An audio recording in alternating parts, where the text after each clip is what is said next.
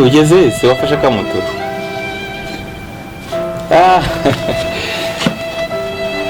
Shaba ndagukumbuye cyane kabisa.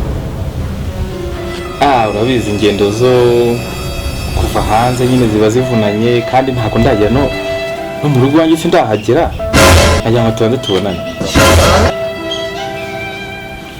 Wa muryango nasanze bawufashe.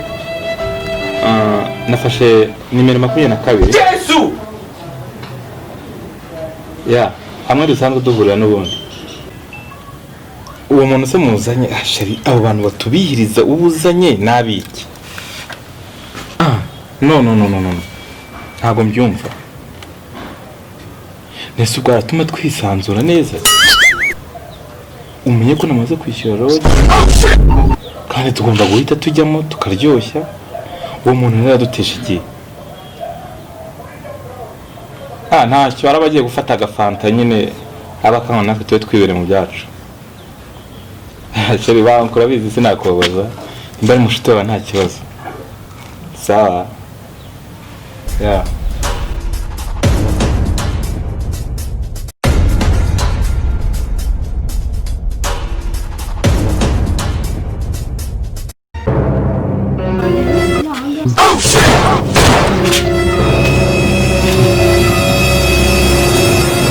Ari ugeze hanga ute? Wese wewe ngo ageze hano.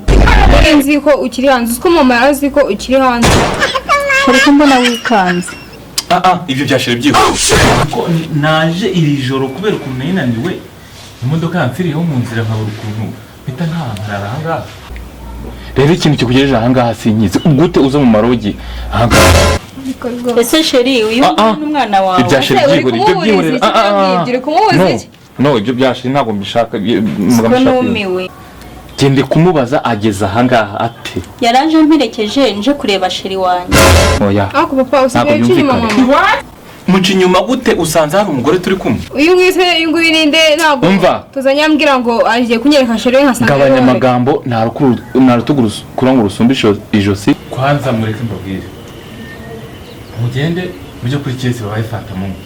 Muhite mutaha. Ugure nyoko anyitegura ndaje. Uranjijishije ariko ibyo. Ndakubwiye ngo genda kandi turabisubiramo ngeze mu rugo. Ariko shayihangane. Mugende se, mugende.